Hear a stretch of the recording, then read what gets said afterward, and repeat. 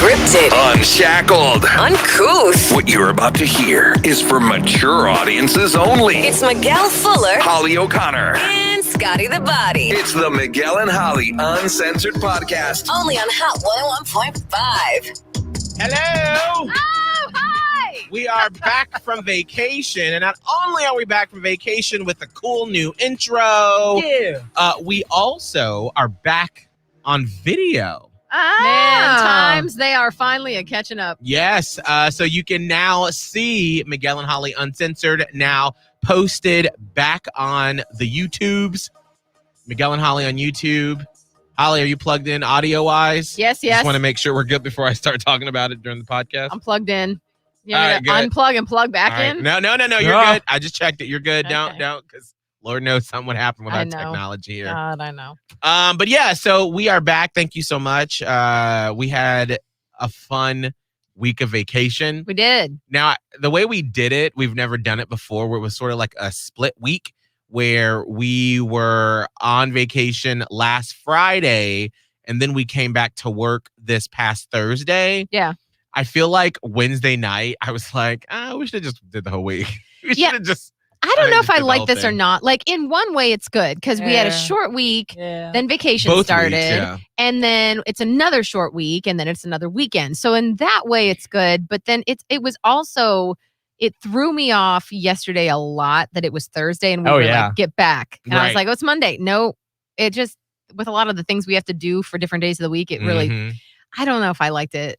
It was. Well, Holly was the first time, and you, in the history of Holly O'Connor being on this planet, What? Holly O'Connor has never done anything once and said, I really like that. That's not true. I'm sure I've done things that I could think of. I just can't think of them right now. Oh, But gotcha. my person did say while we were walking around Disney, he was like, I think that it's great because you get more time. Like everything is broken up longer. And I think it's cool that you did that. I'm like, yeah, I could definitely see that. I just don't know. She said, yeah, it's great. I love it. I just don't know. I like that it eased into like this week. I like that we jumped into work yesterday and today we're like, Try we're wrapping it up. Yeah. All right. It's I kind do of like like a little that. warm up for next week. a lot. Yeah. I don't mind that. I liked it. Something to experiment with. Well, I know that for, I think next summer, because I usually go on a summer cruise with my college friends. Yeah. And we haven't done it last year, obviously, because of the pandemic. And this year, like, I don't even understand what cruises are doing right now. I keep hearing different things. I don't even know. So, I want a book. right. And then, like, we just couldn't because of the wedding and paying for that. And we're like, we can't. Yeah. And so some friends of ours like, hey, well, as a little wedding present, we'll take you all with us for a vacation that's already basically paid for. Yeah. You just got to like pay for your flights. And we're like, cool, let's go. Heck yeah. So we went, and because of like how they had theirs booked because they're normal people that can just take off from work anytime and it's fine. I'm sorry. I don't think that's normal. I think normal people do it a week at a time. I mean, depending upon what you do. I mean, one of them, she's a doctor. So Well, I was just going to say, unless you're a doctor. right. And Because so- they have weird schedules. But then they can just, I mean, but most normal people don't have like no one has ever said to us, you can't take a split week vacation. We're just always like, well, we like to take vacation when we know it's going to be the least harmful for Yeah. ratings and for Yeah. you listening with your routine, because we know that we are a part of your routine if you listen to the live show in the morning. And so we try not to disrupt that with our time off. But so when they booked the trip, they're like, well, this is when it's booked. And I'm like, well, we can't do that. No, you did. And Abe was like, we can't. Really? Really? Why? Exactly. Who said no? Yeah. And I Uh-huh. was like, I don't know. Somebody said it somewhere at some point. Yeah. But anyway, we are looking at cruises for next summer. And we've always done like the Caribbean. Yeah. And we're looking at a possible European. Oh. And so that would take time because Yeah. Abe's like, I'm not flying on a flight for 15 hours to then like come right back. Oh yeah. No, you need a couple weeks. Like those. Yeah. We went when I did Sorry. Are you doing a honeymoon? I don't know. We haven't decided Because yet. if you don't do that for your honeymoon, I was going to say you're going to take like a 2-week honeymoon and then you're going to go 2 more Well- weeks on a cruise and then we're going to take 2 weeks at Christmas. Who says we can't? That's what I'm saying. I say do it. I'm all not on board mad for at doing that. I just didn't know if we could. Absolutely Yes, can. Always strive. We have actually, I don't know when our company merged over. I don't know if it's still the same, but we had that unlimited, or they had a phrase It's for like, it. yeah, It was it's like like PTO whenever you want it. right. Take as much as you need or as little as you want. But I don't know. But I just But you feel still like live in fear they're of taking off judging time. you. I feel like they're like, but how much are you going to take for that? Yeah, but I think, And I don't like that, but I do know. feel that way. Yeah, that's just kind of how the society is built now. I mean, when I did talk to, and this is why I give our boss man Will all the credit, and I'm Yeah. not sucking up, but this is just what he said, Mhm. is we were chatting maybe a couple months ago about like the fall and like what that looks like. And I'm like, well, I normally take this Monday off for Atlanta Pride because I know I'm going there. And then we're taking the week of Thanksgiving off because that's our like bachelor party, but that's now become like an annual thing we do for Abe's charity bike ride that we do. And I'm like, I feel kind of bad because if we do a honeymoon, we'll just have been off for 2 weeks for Christmas. Well, you And- still but that's different. I know, but it's like, because our wedding is in January. So like literally it would be like, all right, we take 2 weeks off. We're on for 2 weeks. And then we do the wedding. And then if we do a honeymoon and then we're off again. Yeah. And I'm like, I feel, and Will was like, stop talking. Yes, thank you. Shout Stop. out to Will. This That's is awesome. a once in a lifetime thing Wow. that would ever happen to you, hopefully. So take your fucking honeymoon. Yeah, There you no.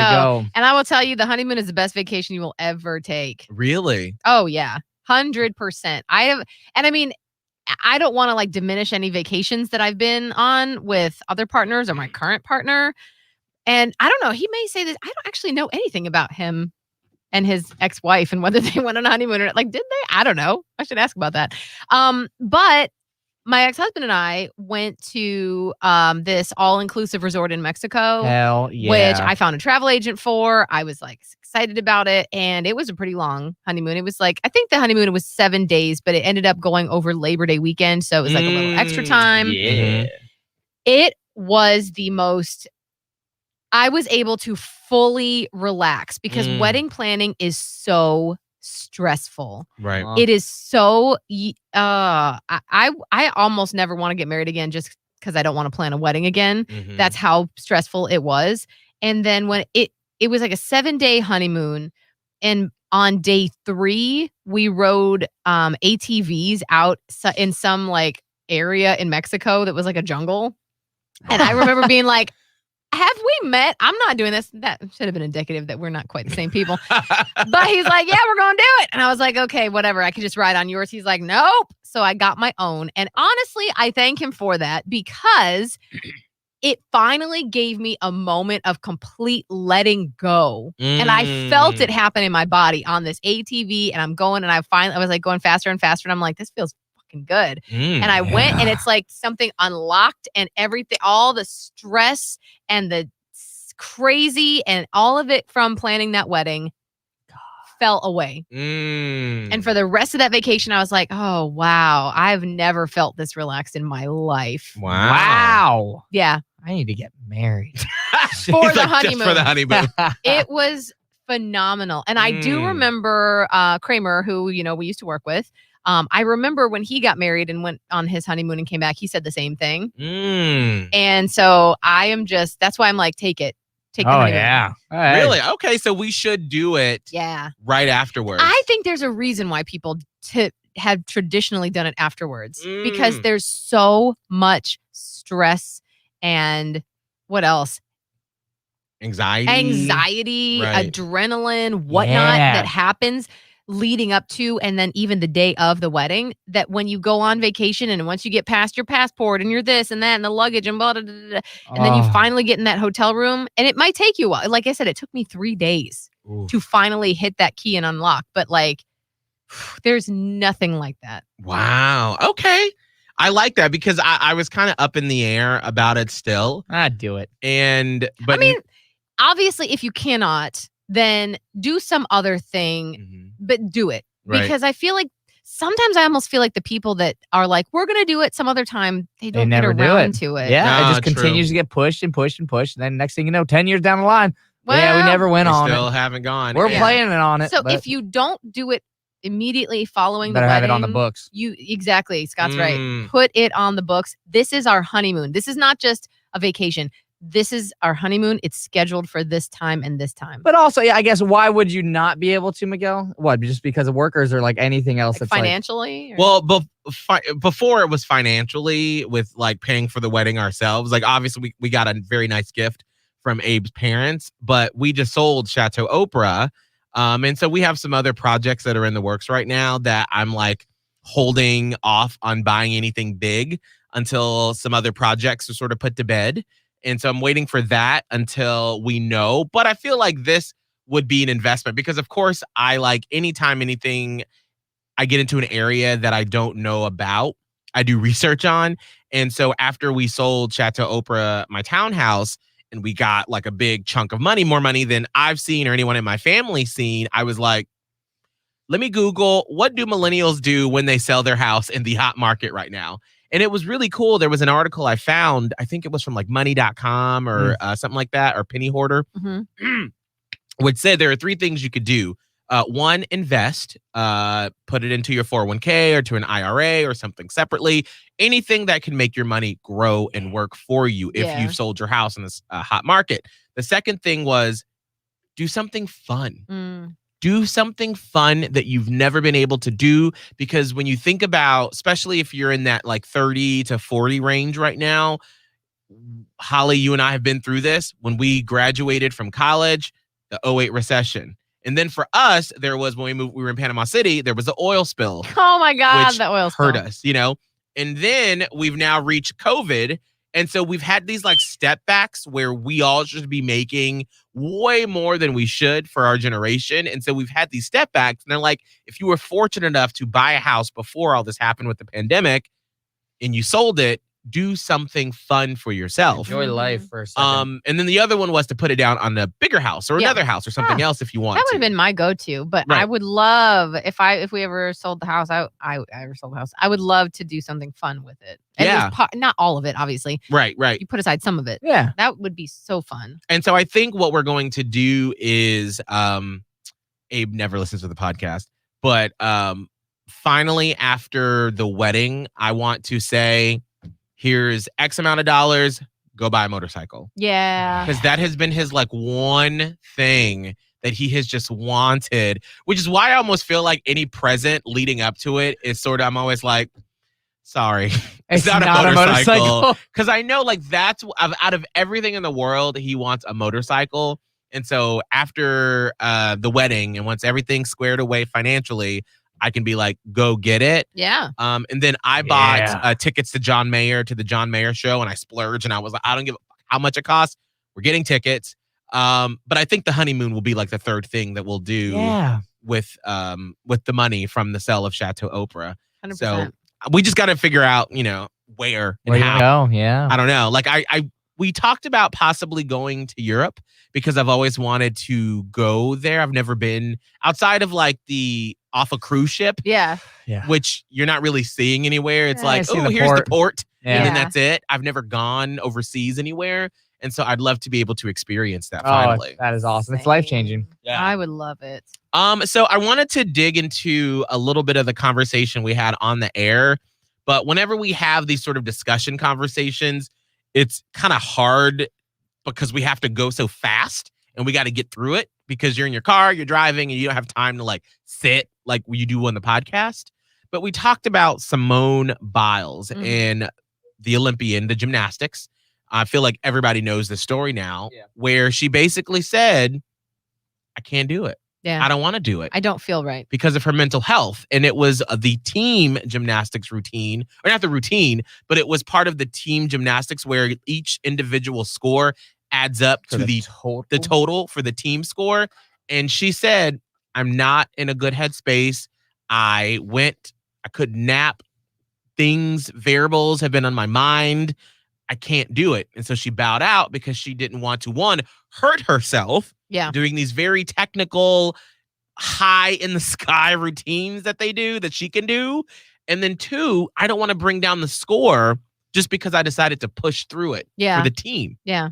And so then there's been this controversy over the week about what does it mean to quit? Yeah, because keep in mind, there was the back and forth of good for her for knowing her body and knowing her mental health and saying no, or versus she's selfish, she let down the team, she disappointed the US, those Ugh. comments. Right. And so Then it has gotten to this whole thing where, and one of the negative detractor comments, which wasn't a negative, right. was, is this teaching children it's okay to quit?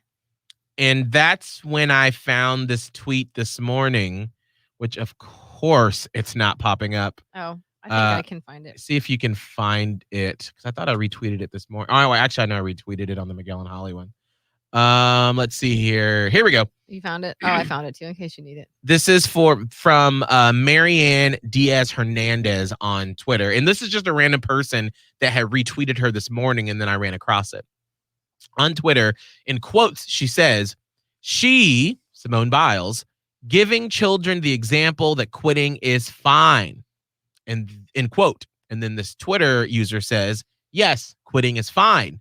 There's no virtue in suffering. I've quitted every job I've ever had. Quit, by the way, quit. That bothers me so much. I'm sorry. Oh, she did it wrong. Quitted. I've quitted. No, did I say quitted on the air? Yeah. I've quitted. Yeah. I've quit every job I've ever had, and I'm doing all right in my field. So I don't know. Whatever, I guess. There's quite a few people quoting or replying to this tweet with attempts to defend the virtue of suffering. And please be warned, there may be things you do that for some reason caused you to suffer and that were virtuous. But the virtue was not in the suffering. I understand that you might have been taught to conflate these two things, but maybe relearn and separate them. It will be good for you. So we had a discussion on the air about it this morning for a couple of minutes where I said what I'm sort of confused about and what I have not decided if I agree or disagree is there have been so many points in my life when I think about when it was really hard, when it was really tough, when actually I was suffering. My mental health was suffering, but I said, I got to push through. I see the goal. I see the prize. I've got to do whatever it takes to get there. Yeah. And so I've never just walked away from a job. I've never just walked away from something. I mean, I guess, well, yeah.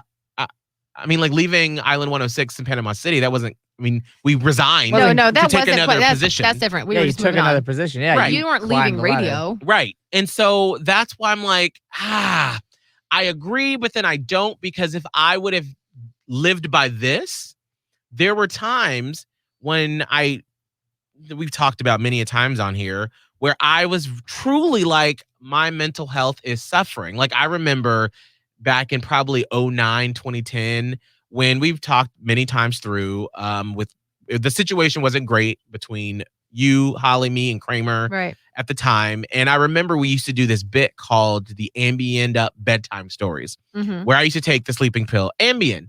And I would take it, stay up. Holly would record me telling these crazy stories. And it would be a topical bit. Like I remember one time American Idol was coming back and it was like, Miguel's bedtime story about Ryan Seacrest. Yeah, I remember that. And I remember one time as I was editing the audio that Holly had recorded, when you had like left the recorder with me after that, I was like, in the very drugged up ambient state, I was like, oh my gosh, I hate my life so much. I'm just so tired and I don't want to do this. And when I saw that tweet, I thought about that moment. And this is when I was like partying a lot. I was working a lot. I had like 2 jobs and it was just like nonstop go, go, go. And I truly was hurting myself. But in that moment, I remember thinking, but this is what you have to do to be successful. You've got to suffer through. And this is what gives you the nerve and the understanding and the depth and the wisdom to be an adult and to be able to help people in the future. But I always said, I don't want younger people to go through what I went through and the way we learned radio to go through that. I want it to be different. Yeah. But if I didn't go through those things, I wouldn't be who I am today. Yeah. But then what I said this morning on the show was, if I had quit in 2009, because remember, there was that one instance where I was going to quit. It was like right before we found out about that first Tampa job. Yes. And I remember we were at Chick-fil-A, me, you, Kramer, and Mandy. And I was like, I don't know if I'm going to renew my contract. Like, maybe I'm going to move back to Atlanta and figure something else out. Yeah. You And said you had a friend at CNN. Yeah. And everyone was like, oh, what? And then like a couple days later, you talked to someone that said, I think there's a job somewhere in South Florida that's kind of interested in a big market. And I was like, well, maybe this is my sign that I should stay. Yeah. And then we ended up in Tampa the first time. Yeah. So anyway, all this to say, do you just quit if the going gets tough? And this is what I'm still sort of on the fence about, because if I would have quit, where would I be? We don't know. That's the problem. Yeah, you never will know what happens in that next stage. But also, it could have worked out beautifully. You know, you could have. Just would have been different. It would just, yeah, you know, who said you had like a CNN lineup, whatever it could have been.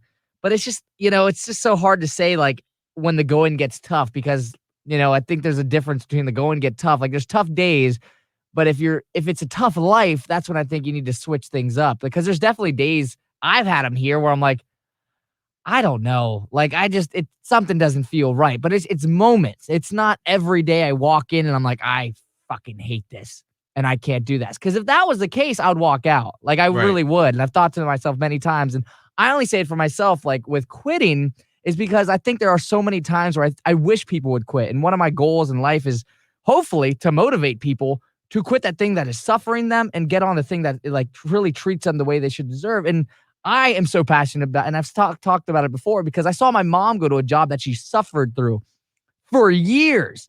My majority of my life was watching that. And I wish that it was more acceptable to quit. I remember so many calls where I'd like call my mom, like, quit your fucking job. Like, please do. Please. Like, we will figure it out. You are way too skilled to come back every day. And that's the difference. Every day you come back, you're drained, you're stressed, you still take it home, that stress with you. For me, and I hope I maintain this through the years that are still to come, but there's more to life than just coming home every day and hating the next day. Yeah. Like, that's what I don't want to do. And that's why, you know, I don't know what the next stage for me in life is, whether it's, you know, working in radio, whatever I need to do. But I always want to make sure that I'm doing something that I don't dread waking up and going to do.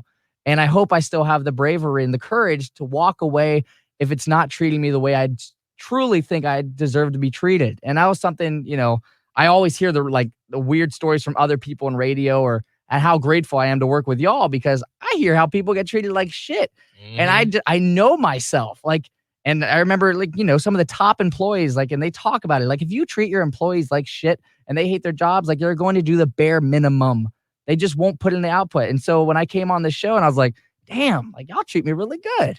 Like, I'm down to put in all the work I can because I truly love the environment. But if it wasn't like that, hell yeah, I'd quit. But that's also because I also have faith in myself to be like, I'll figure it out. But I'm not going to go through and just suffer every day. And then what, you get 2 days on the weekend? Woohoo. Like that, I don't think, you know, in this case, exactly. I don't know what Simone Biles' next stage is going to be.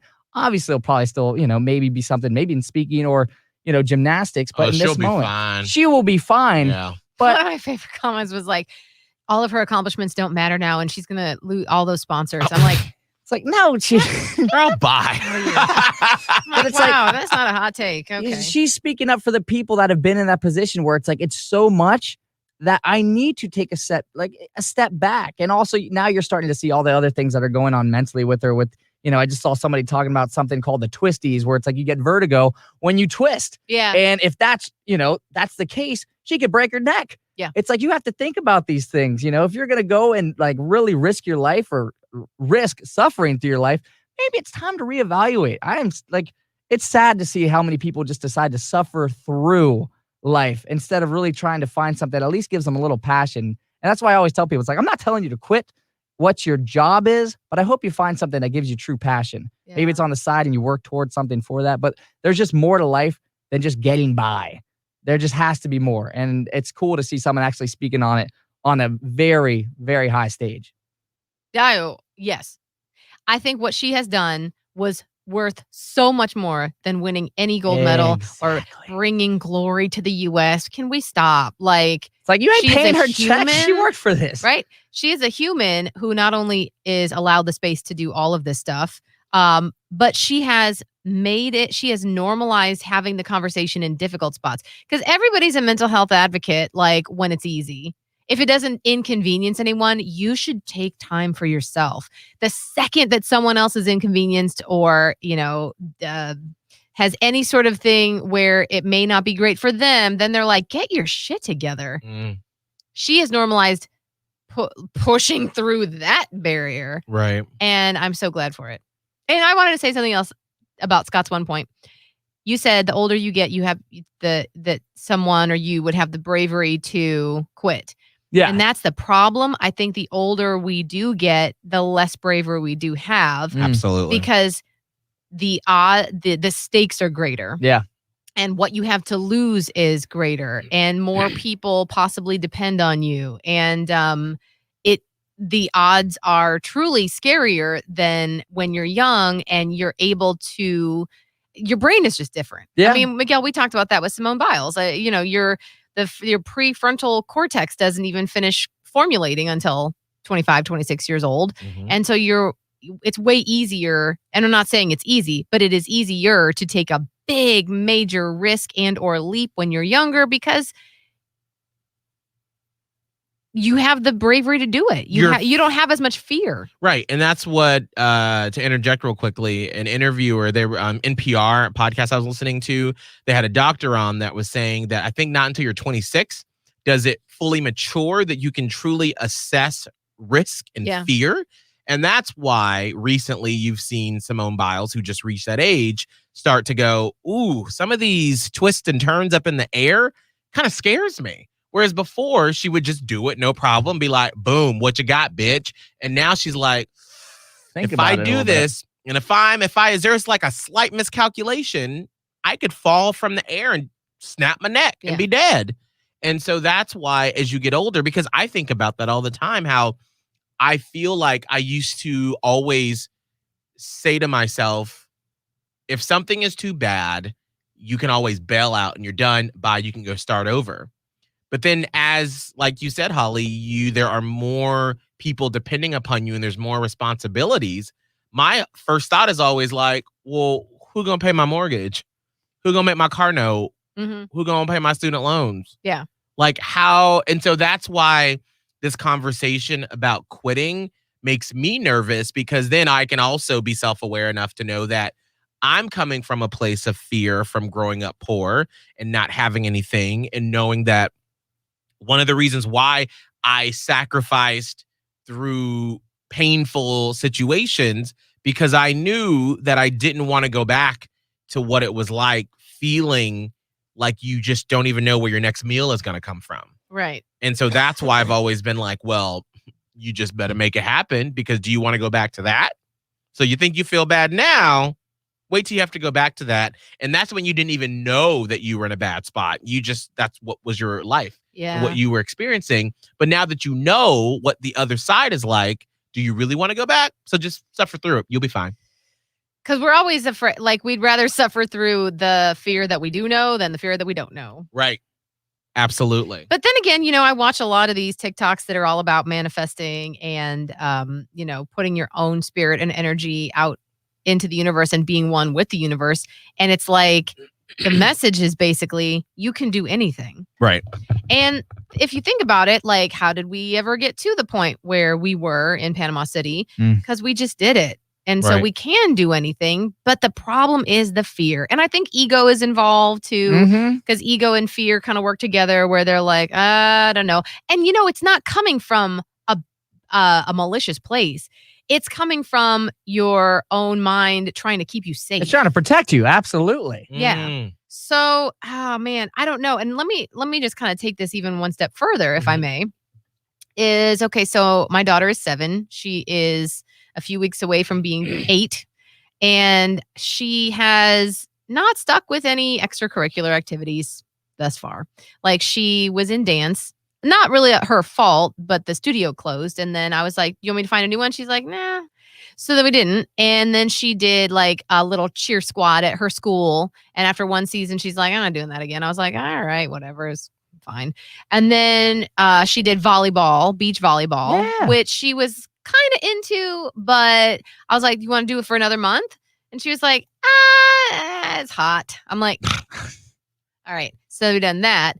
And then, but she's been pretty consistent with this tumble, like gymnastics. It's like gymnastics. It's tumble.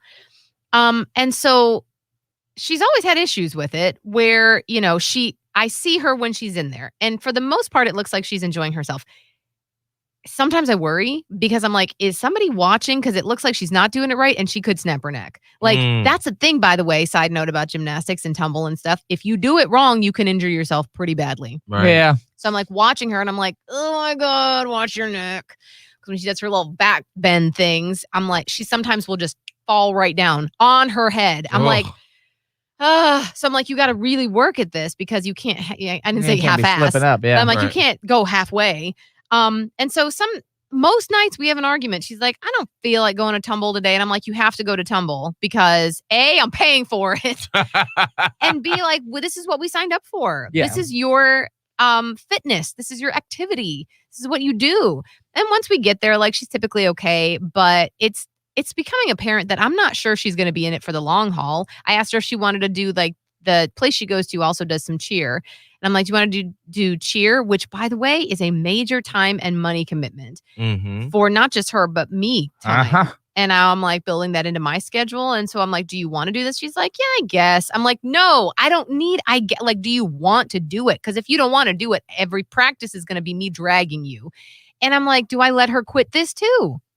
I'm wondering if, and I just like to preface it, not a parent, not a child psychologist, I don't know, but as a person who can now look back at his life and see that I was one of the lucky kids that immediately knew what I wanted to do. I always knew I wanted to do entertainment. I wanted to be in the drama club. I wanted to do the yearbook. I wanted to do something in that realm. So I was very lucky. But what I wish as an adult that I would have been made to do sports up until like middle school. And then my mom said, she could have said, what do you want to do? Sports or drama, student council, stuff like that. Yeah. And I clearly would have been like, girl, put me right on over to the drama club. Yeah. I ain't trying to play no football or anything like that. Come on over. But because I didn't have that and no one ever made me do it, I have like no self-awareness of my body. Like 8 years of CrossFit later, and if there's a new move that I'm having to learn, I'm like, what is my arm? What is my leg? I don't understand.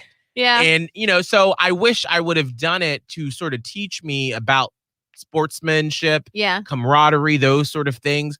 So I wonder if the lesson is like, all right, I'm not making her do something she doesn't want to do. I'm making her try a lot of things. Right. And so then once she gets to middle school or high school or, Where whatever. she's more of not a child. Right. Where you can, understand and Or a make little of kid. like, you need to do an activity like that.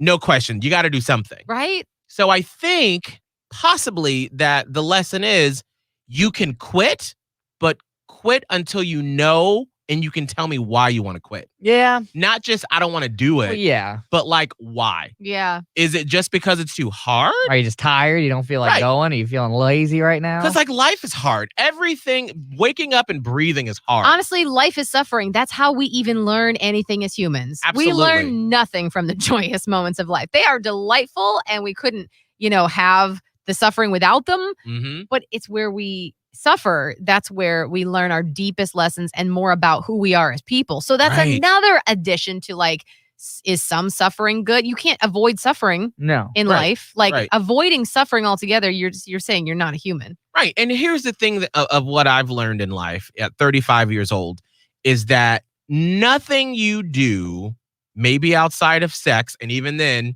it's a little rough at the beginning, most things you do when you start it are never what you think it's going to be. Job, partner, whatever. Yeah.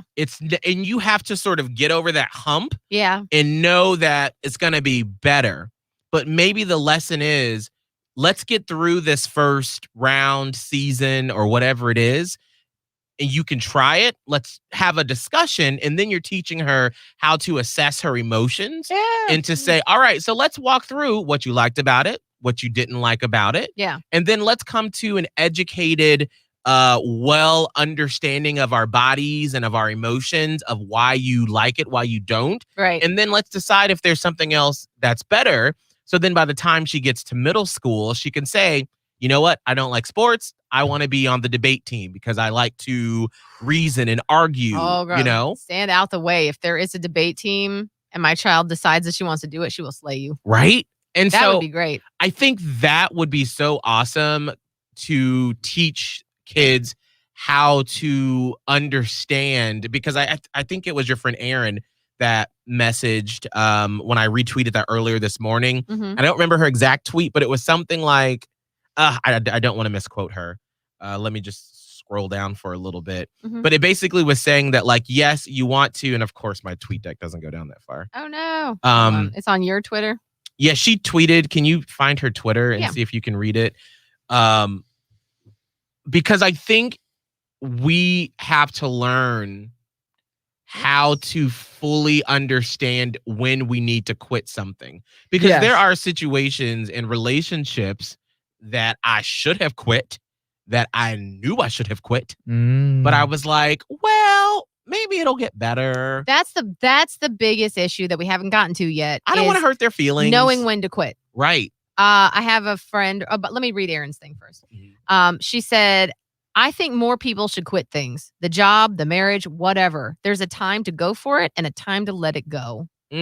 Which is super wise, I think. I'm going to give that a like. But I think learning the process and not just quitting when the first thing is hard. Yeah, that's the problem, is that there is no one way to say, here's when you need to go for it and here's when you need to quit. Everyone has a different threshold. Yes, everyone does have a different threshold because it's case by case basis. And what I was going to say is with relationships especially, our society has been built on the foundation of we are monogamous. You will find a partner, you will marry them, and the goal is to stay together for the rest of your life. Good luck. And then and there's still a stigma, and it's a lot better obviously nowadays about getting divorced, but there is still a bit of a stigma where it's like, oh, that's a shame you couldn't work it out. Right.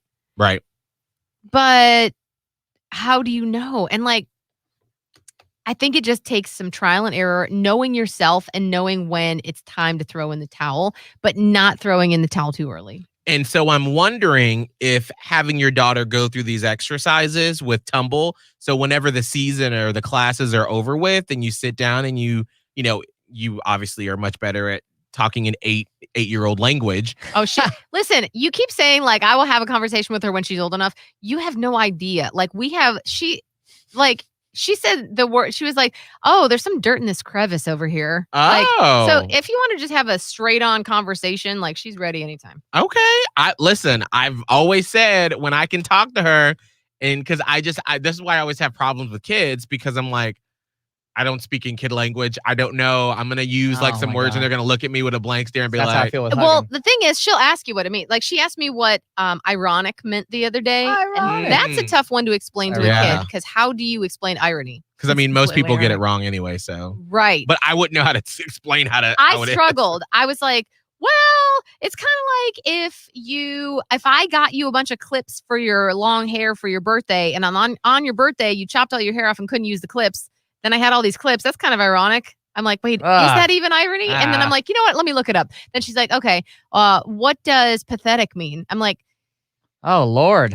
well, it's kind of sad, but like Miguel in his 20s. not a good thing. Wow. Kind of like depressing. And she asked very deep questions. Right. So her curiosity factor is there. Is high, and her vocabulary is high. That's why I'm a little nervous that she's older mentally than she is physically. And that worries me because I'm not ready. Like, I don't know how to parent that. So I'm going to research that. But that's why I'm curious on if, when she gets to, what grade is she going into this year? Third grade. Oh, that, man.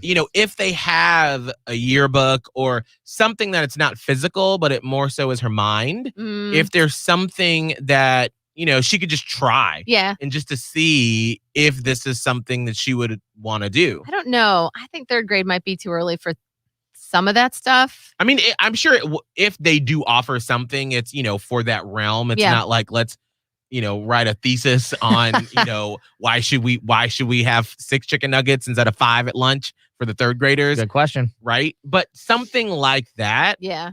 But I think that this whole exercise will help her understand how to do that sort of risk assessment. Or not the risk assessment, but the pros and cons and how to bail out of something when you truly just don't want to do it because you're like, you know what?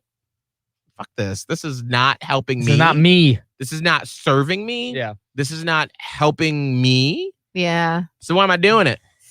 That's such a tough place to be at, too. I have a friend who is on the brink of divorce, and she's been reaching out for some advice or just comfort, in general. And she's like, I can't bring myself to say it because I don't want to hurt this person. I don't dislike this person, but I don't want to be with them, And I'm like, oh, I know. And she's like, I don't want to be the asshole. And I'm like, well, you're going to have to hurt the other person. Sometimes you got to be the asshole. There's not a way to do this without hurting the other person. But I said, but you also have to let your partner be in charge of their own emotional process. Right. I said, we can't assume to be everyone's protector because that's not our job. It's true. And I do think that like sometimes when you know, like when it's time for you. You can do a lot of convincing yourself it's not though. Right. Because she had like some therapy appointment and I'm like, she's like, I think I'm going to do this, at the therapy appointment.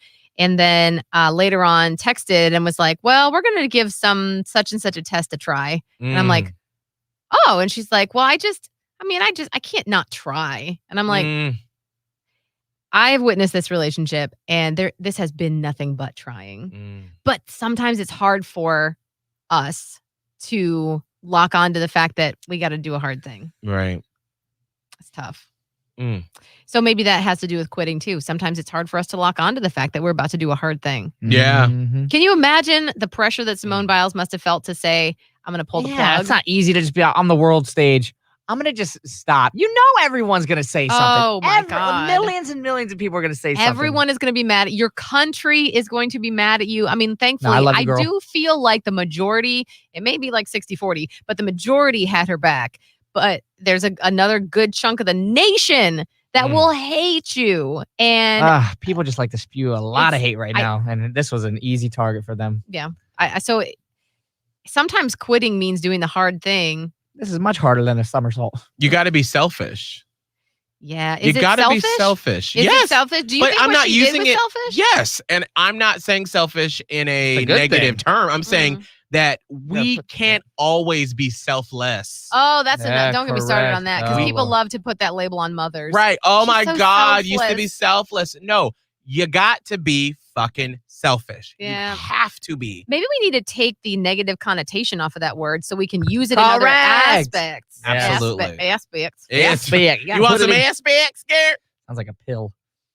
I love this. This is a good conversation. I love exploring these sort of topics and trying to, because there's never a right or wrong answer. No. And that's you know what? There's a lot of gray. Absolutely. Yes. There's so I much. wish All of this is great. More people understood that we basically live in a gray area. There's just no black and white for the most part. Like maybe on a very few things there's a black and white, but for the most part, most stuff is gray. Yeah. Right. And what I do want to say too, because I saw this tweet earlier and I didn't even respond to it because I'm like, I just don't feel like typing out a whole bunch of stuff and going back and forth. But someone was like, well, I understand where she's coming from, but, which that means you don't understand where she's coming from because you wouldn't say that and then put a but. You wouldn't say but. Exactly. They were like, well, I just wish she wouldn't have gone to the Olympics if she knew that. Oh, I replied to that. Did you? Yeah. What'd you say? The tweet was, I just wish she would have stepped down before going to Tokyo so another gymnast would have had the chance to compete.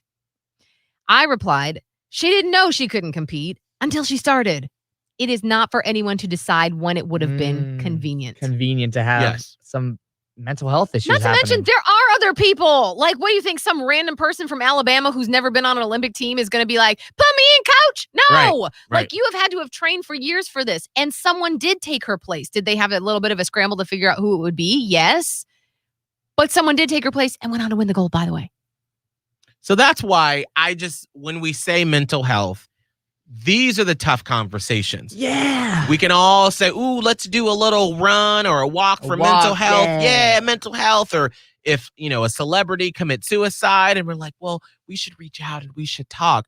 Those are all great, but this is the tough part. This is where you do the work when it comes to mental health. You're catching it before all of that. Like you want to stop that stuff happening. I love when you talk about that, Miguel, when you're like, we always come together when someone commits suicide, but what could we have done? What could we have done? It's like, this is that moment. We don't know what's going on in her head. Right. If she fails in front of the nation, like I always talk about this when I'm watching the Olympics. Like, I don't know what other countries do, but I do know like the pressure that those, the athletes face. And like, if you fail on the big stage, going back to your area could be probably the worst time of your life because whatever they look at you as, whatever they do to you as, like, to even like have that considered, the whole nation's going to shun you if you don't do well. Yeah. I can't even imagine what that pressure's like. I get nervous just being in the room right now. Yeah. Right. Like, imagine that. And this to have someone step down when it's like, you know what? I don't feel right. I know this is for me. And they're still going to shun her. Like, who knows what that would look like if you push through, she fails, and then this many people still are disappointed because she failed on the opposite effect. It's just. And so let's just walk through that real quick before we close out. Let's say she did it. She pushed through. She did it. Yeah. And let's say she did it and she got gold. Okay. And the whole world, the whole US, Simone Biles, she the GOAT. But she never sat and worked through the issues because we haven't mentioned too, not only we're talking about the physical aspect and being tired and being there and the pressure, but she also has been testifying against a coach that molested her and hundreds of other girls this whole time. And she got up in court and said, you did it. She held that on her shoulders. She's still working for a system that let that happen to her. So she's dealing with that. So who knows what little voices are in her head? And let's say she won the gold and we're cheering her on and she's on the box of Wheaties and where she's doing the parade around Good Morning America and everything. And then 2 months from now, she fucking commits suicide. And then, we say, oh my God, we put so much pressure on her. She would have said something. I wish she would have spoken up. Somebody should have reached out to her. She's reaching out. Yeah. Scott, what's your social media? At Scott Tavlin, SCOTTTAVLIN. TTT. I forgot. Sorry. Holly. Radio Holly on Instagram. That's my main one. And TikTok and Twitter. I am on all of those. Just find me, Miguel Fuller. Thank you so much for listening. You can also watch this happen and go down on the Miguel and Holly YouTube channel. If you are listening on Spotify, on Apple Podcasts, leave us a 5-star rating and a review, please. It really helps us. And of course, if you want some Miguel and Holly stickers for being in the Platypus Posse, PP, you can always shoot me an email with your name and address, Miguel@hot1015tampabay.com. We'll see you next week.